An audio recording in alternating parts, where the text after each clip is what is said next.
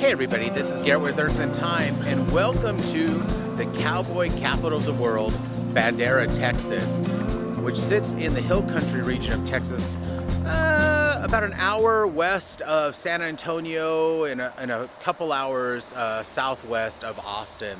So come join me today, learn about the interesting history, look at some of the historic sites here around the amazing small community of Bandera, Texas, the Cowboy Capital of the world. We're starting today's tour at the Western Trail Heritage Park, and we're going to step a little forward in time to talk about why this is known as the Cowboy Capital of the world, and then take a step back in time to talk about how this area was first founded and some of the really interesting history and prehistory that took place here. So why is it known as the Cowboy Capital of the world? Well, this is where the Western Cattle Trail actually started, and we can actually see where Bandera is at here, which was the start of the Western Cattle Trail. And the cattle would be driven all the way from here in Bandera, come through Coleman, Fort Griffith, you can see go into Oklahoma, Dodge City, Kansas, which is very famous for mini cowboys like Wyatt Earp, and get all the way up to Nebraska to Ogallala, if I said that correctly. And that's what made this whole area the Cowboy Capital of the world, is because all those cattle drives would start right here in Bandera and probably pretty close to where I'm standing now. This cattle trail was first blazed in 1874, and the last of the rides was in 1894. So for about 20 years, Western ranchers would bring their cattle here and then drive them north to the markets here, and then from there the markets would go to Chicago or out west or to the northeast. I read there were about 30,000 cowboys that traversed that trail and over 7 million cattle, although I have read numbers up to 9 million heads of cattle were actually taken through that area. Now, with that many types of cattle, each of the owners had to brand their cattle, and here are a number of the brands from Bandera County, and you can see all kinds of different symbols that they would have emblazoned on top of the cattle. So once they got them to auction and got them through the cattle drive or along the cattle drive, if they lost a cow, people would know who they belonged to. But pretty amazing number of brands here. And of course, to memorialize that this is the Cowboy Capital, they have not only a rooster sitting right behind me saying cock-a-doodle-doo there, I'm sure y'all can hear that, but you have a cowboy statue here. And maybe some cowboy chickens. These are the noisy roosters that are here. Let me know, hey, we're here also while you're doing your videos. They wanted to be YouTube stars. We're just going to call these guys, what's a good cowboy name? Earl and Billy. There we go, there's Earl and Billy. Now, obviously, there were a lot of cowboys here in the late 1800s, but before that, there were the indigenous people, which included both Apache and Comanche in this area. You had the Spanish settlers that first came in here, and actually, the name Bandera actually comes from, so the story goes, is that the Spanish conquistadors had a series of battles at Bandera Pass, and I hope to take you up there in another video.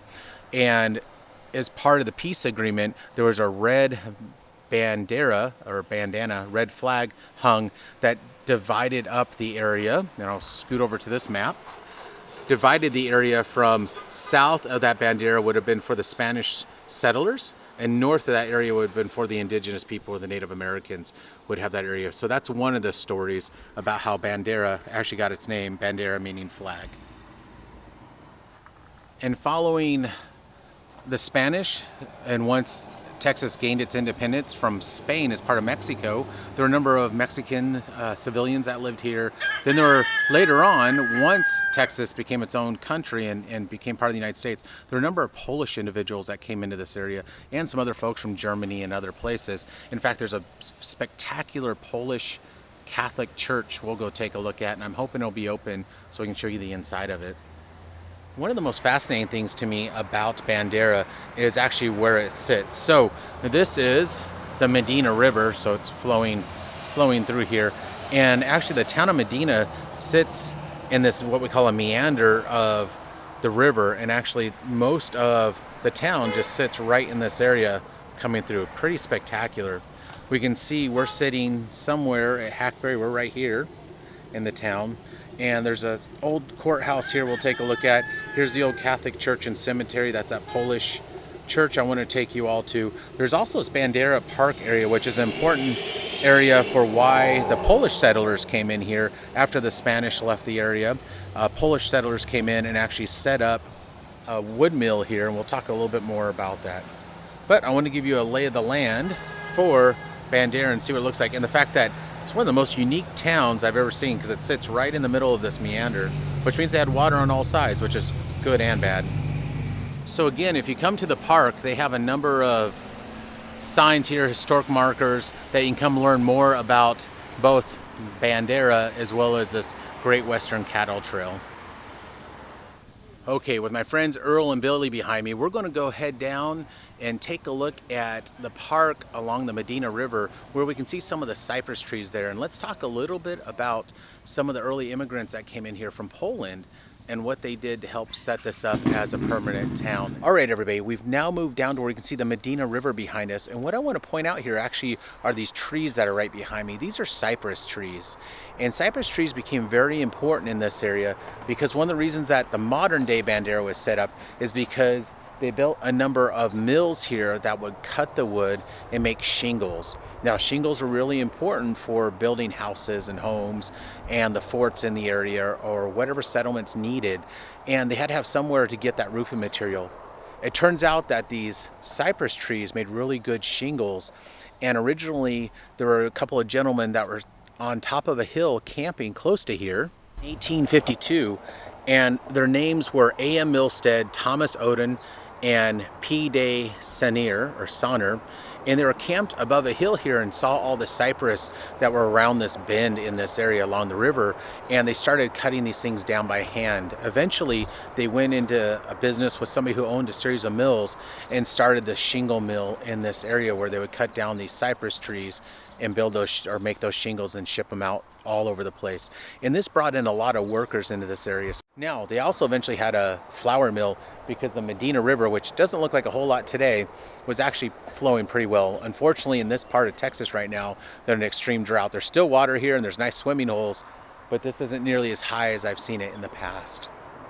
Now, with those Polish families that came over, and I believe there were 16 families that came over that helped set up the mills here and work the mills here, they also brought some of their culture with them, including the religion and how they approach building churches. And so let's go take a look at that church, which is just down the road. And welcome to the amazing and beautiful St. Stanislaus Catholic Church here in Bandera, Texas.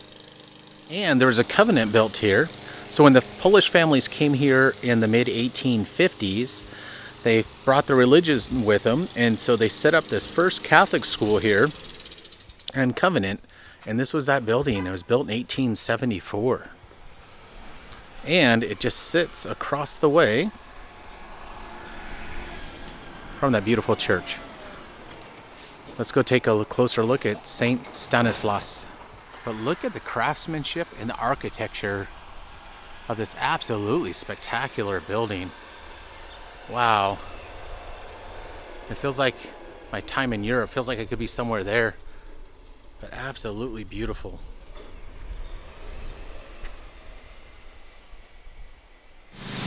This is a monument to the early Polish settlers, and I apologize about the noise behind me. They're doing cleaning of the grounds today while I'm here. But these were all the settlers in 1855. And although this congregation was set up in 1855, it looks like this was actually dedicated 1876. They put in that plaque there. And again, you can look at the limestone they used here to build the church, and it's all locally quarried. And the amount of work that went into chipping and chiseling, you can see all the marks to carve out the blocks. The amount of hours individuals put in for carving these blocks, and then of course building this church. And the church is open, and we're going to go in and go take a look. this 1876 church.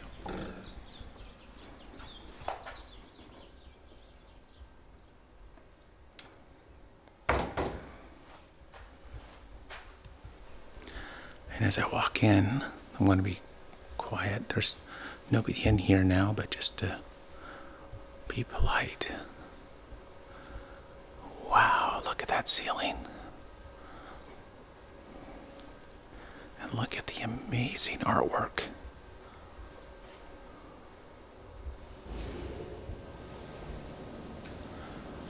Absolutely stunning. Okay, if anybody ever makes it to Bandera, this is a must-do, needs to be on your bucket list. It is absolutely gorgeous in here.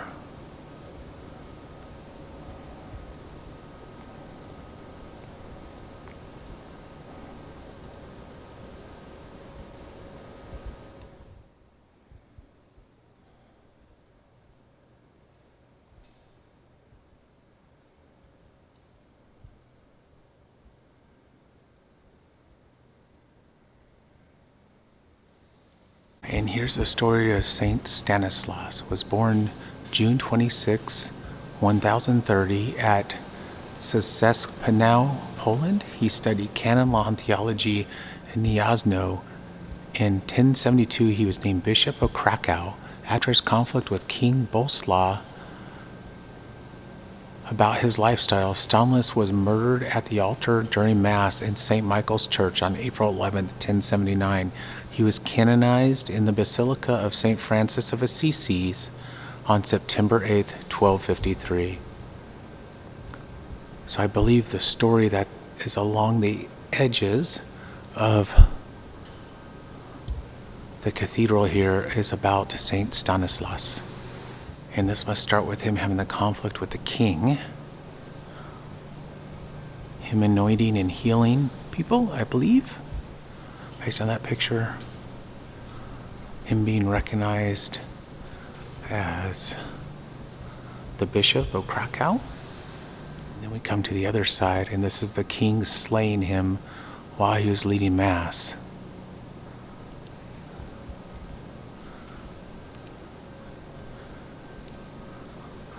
And the individuals at his funeral, and then eventually he is sanctified. That was his tomb. And this is about his sanctification, if that's the right word. If you come to Bandera and just need a moment of peace, this is a really nice place to do that and reflect. And from an architecture and art point of view, what an amazing place to come visit. The stained glass windows are phenomenal.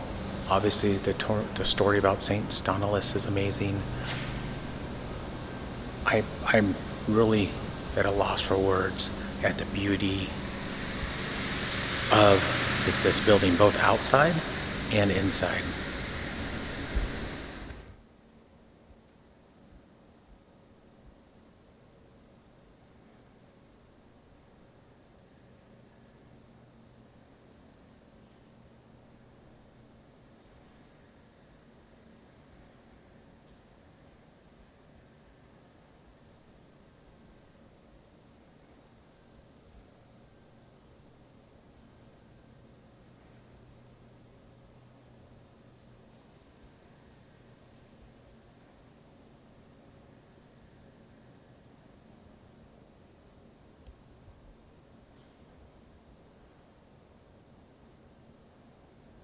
Now across from the church, if I pan over here towards the right, they also have the Catholic cemetery here. And so to get an idea, there's some really old graves here. I can already see things that are 1900s, 1800s as I pan through. Now it's closed up right now. I was just gonna pan through and let you all see the graveyard that's here next to the church. So as I walk around the church, I keep thinking about the fact that you had those Polish families that came here to work in the mills. You know, those were the wood mills for making shingles, the cypress mill, like cutting down and processing the cypress trees. But they also had a flour mill here. But with all that, I would imagine that the individuals that go to this church and the early Polish families also helped build this church as well, which is pretty amazing to think about, that they probably did this somewhat on their spare time. Now, I don't know the full history of this church, but if others do, please share down in the comments below. I think folks would be interested in hearing about, you know, we saw that 1876 this place was dedicated, so I'm assuming that's when it was actually finished. And we know there's a congregation starting in 1855, and they built the Covenant House over here 1874. So if anybody has more information, please share on here. I'd really like to know more. All right, with that being said, let's go check out where the center of town was during this time. So you had the mills along the river, you had these families starting to come in to work the mills, both wood and flour, and you started building a community around that, which means you have to have kind of a main street district, some place for economics, some place for banks, and then also they needed to have a seat of government. So let's make those our next couple stops as we continue on our tour of learning about the history of Bandera, Texas, and some of these amazing historic buildings that are here. And for anybody that's interested in times for masses here, it says St. Stanislaus Catholic Church, established 1855. Mass times are Saturday, Sunday, and you can see those times. But what a beautiful, spectacular building.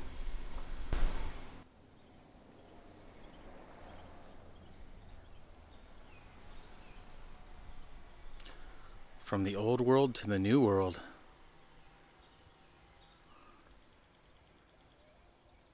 So now I'm standing on the corner of 11th and Cedar, and this would have been the old historic center of Bandera. Now this would have continued on to the next road over, which is now the main thoroughfare going through the Bandera town. But I wanted to show you this area. Let's go see what some of these historic markers say here and explore this little street and the few buildings that are left on the historic center of Bandera. So here is a little bit about the Bandera Waterworks complex. So this would have been where they actually had a pump station where they were getting water out of the limestone here. And then of course you can see the big water tower, which are very common out in this area, that says Bandera on it, or from this angle, Andera. This is called the Tin Man, and it held 60,000 gallons and was completed in 1941. Go look at the Tin Man again. I like that name. And that just sits across from this historic corner again. In fact, it looks like there's a sign over here. We'll go take a look at that sign and see what it tells us about this historic corner. And it talks about where the name Bandera comes from again. And it talks about that namesake between the battle between the Spanish army and the native Lipan Apaches in the early 18th century.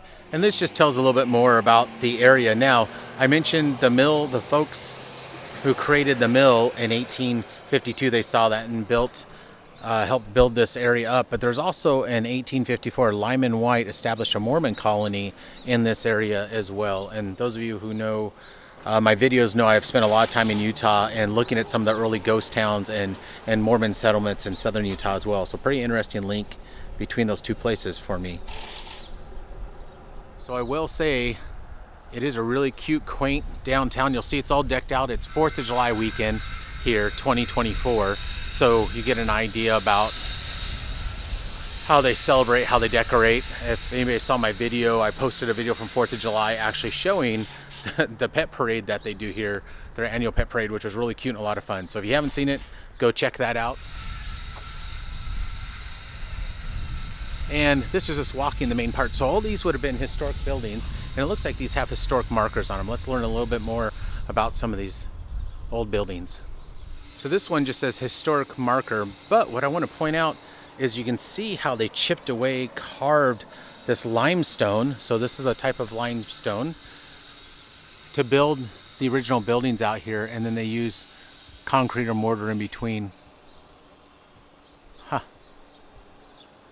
And so just like the olden days, they still have a bunch of bars and saloons in here now. I think these are all newer or been retrofitted.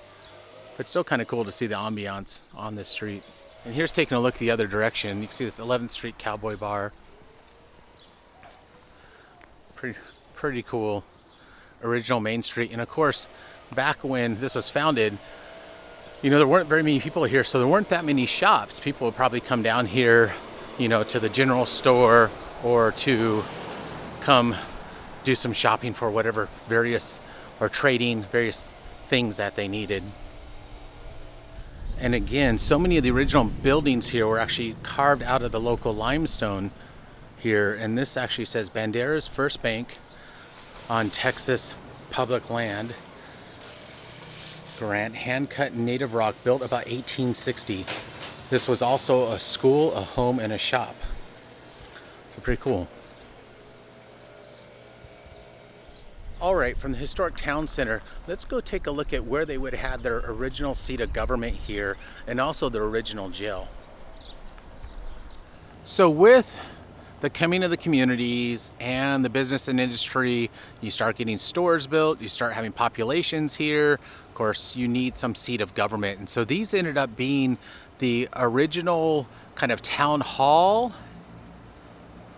And so with families coming in, the industry, you start bringing in lots of people from merchants to eventually you need to have some kind of city government. And this was the original spot of that city government for the town of Bandera. And unfortunately right now, as I come back here, you'll see that it's under construction, which is a bummer because I wish I could go look at those plaques.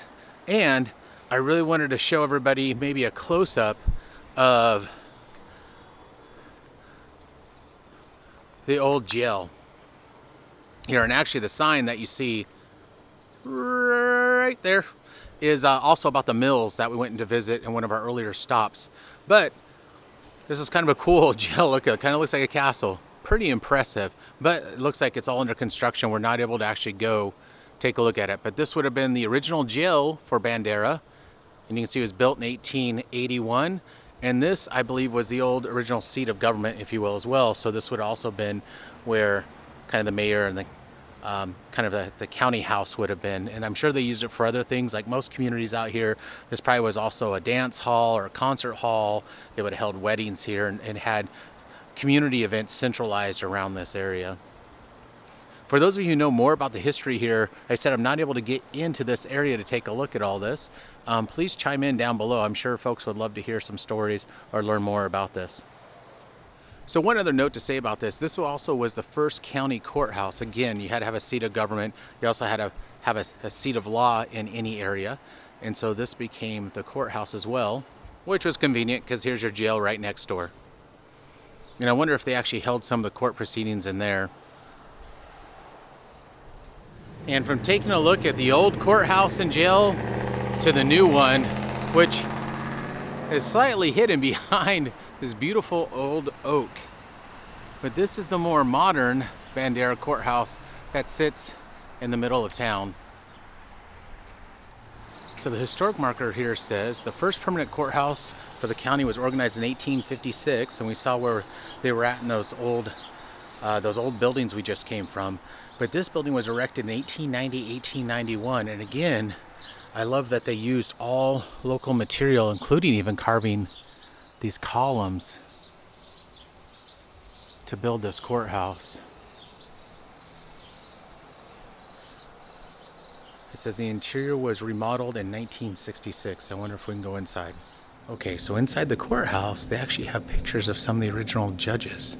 Thomas Buckner, that's the first one here, March 18th, 1857.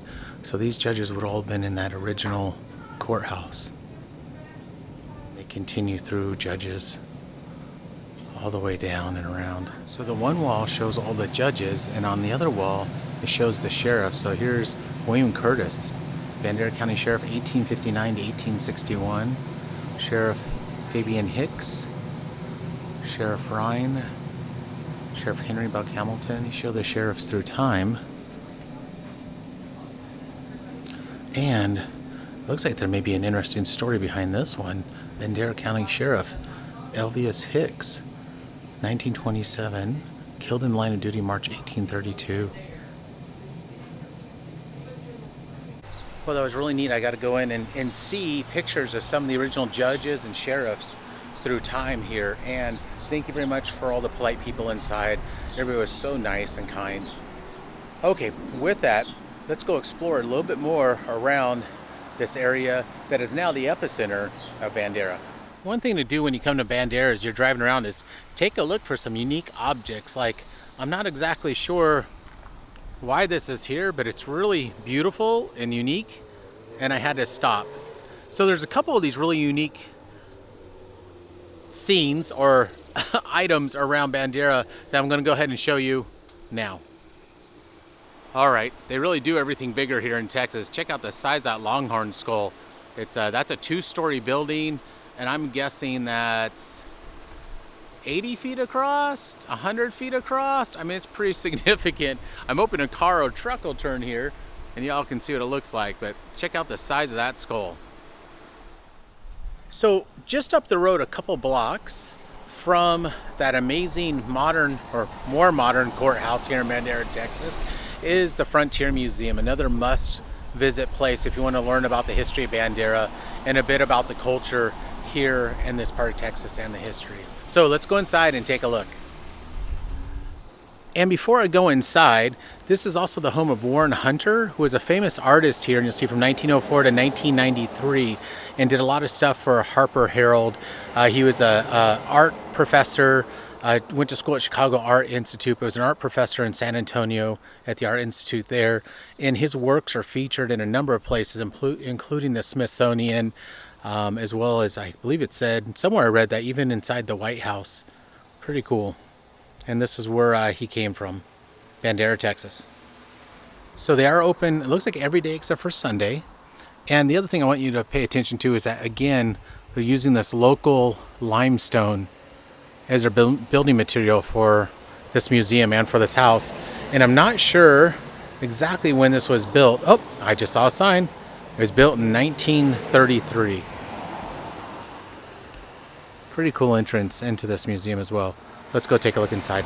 So it was $8 for an adult to come in, and right off the bat, they have this display on an old neon sign from the Cowboy Cabaret, and I imagine when this was lit, you can see all the lassos like he was doing tricks, and this would have been the dance hall here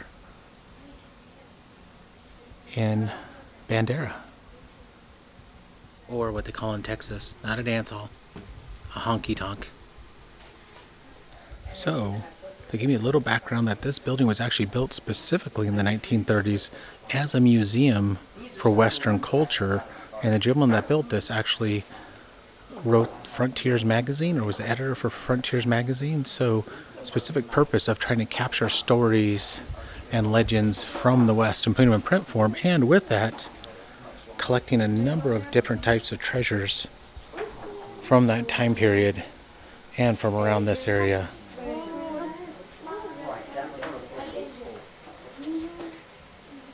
So there's way too much in here for me to show everybody every single piece, but please come to Bandera, come support the museum and take a look, and I will show you some highlights here, like check out this old piano that's here, and here are some pictures of some of the pioneers from this area. So one thing I like about old Western places is they're so eclectic. So there's a bunch of just different things, including, look at all the fossils and other things built into this fireplace. They have marbles. They have what's known as a Texas heart, which is a giant type of clam from the Cretaceous, the time of dinosaurs. They have a musket put in here. They have some coral. Looks like they have some horns that have come out.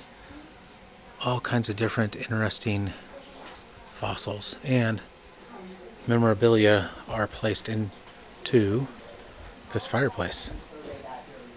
And they have a stuffed armadillo. So I do see a lot of armadillos still where I live in Houston, believe it or not. And this is what an armadillo looks like if nobody's seen an armadillo up close before. The official state animal of Texas. And here's a cowboy bathtub. I'll just show that. For those of you who saw my Calico Ghost Town video, I showed you some of the big tubs they use there. This would have been a much smaller cowboy bathtub, but it's what they would sit in. Have some water in there and just get the dust off. So here's an interesting exhibit. Bandera pioneers from the Upper Silesia, and Silesia is part of Poland. So these would have been those Polish settlers I was telling you about, and so this would have been traditional garb for them. But of course at the time, I guess it wasn't known as Poland. It was actually known, if I look at the map over here, as Silesia. And when I talked about milling and making shingles, I believe this is one of the shavers they would have used to make those shingles. Yep, shingle making. Proved to be a profitable business. They'd make 1,000 shingles, load them on ox cartons, and then take them to markets in San Antonio. And they would take that wood, put it in there, and make a shingle. And these early Polish families were the ones who did a lot of that. Really interesting exhibit. Now, of course, before the European settlers came in, there were the indigenous people here, and the indigenous people, as I understood it, included Apache as well as Comanche, and there was actually people from even before that time. There's actually evidence of early people here 11,500 years ago. So looking at prehistoric, in fact, you can see some of those. I'll see if I can get out of the glare, but some of the grinding stones. This one's from 300 BC-ish on, and here's some other prehistoric arrowheads, or points as they're called. And I stand corrected. It says the Native Americans of Bandera County, the first native people the Spanish encountered here were the Tonkawas. They were later displaced by the Apaches, and the Apaches were later displaced by the Comanches. Interesting. So the Tonkawa were the first people the Spanish would have encountered here. Alright, so here is another fascinating fireplace full of fossils, including a beautiful ammonite in there, and some echinoderms, and some more of these Texas hearts, which are big clams. Wow, what a treasure trove of fossils that were found in this area, all put into this fireplace. Now, those of you who are new to my video, not only a historian, but I also have a degree in geology, and so seeing where history and geology and paleontology all come together is one of my favorite things. Oh, in this fireplace that has all these fossils in it is actually an old millstone brought here in 1854, and we can see the old millstone here. And it was brought by White and the Mormon colonists that came out this way, and remember we learned a little bit about them in one of our earlier stops. Alright, I hope you all enjoyed that museum as much as I did. Pretty unique, a great place to come, learn a little bit about the history of the town. Obviously very focused on a couple key themes. They definitely like the unique parts of nature that are here, as well as the history of the town citizens, but also about the rodeo. They have a couple rooms all dedicated to that. I thought that was really fascinating. Alright, with that being said, this is a good place for me to leave off the rest of the video. Thank you very much for joining me today. If you enjoyed this video, you all know what to do. I hope you enjoyed learning about Bandera, Texas. I had a great time taking you all along with me, and for me learning as well. So I've been here a few times before, but I've never really gone in depth into touring the historic buildings and learning about the community here. So with that being said, thank you all and take care. See you on the next episode. Bye. Cock-a-doodle-doo.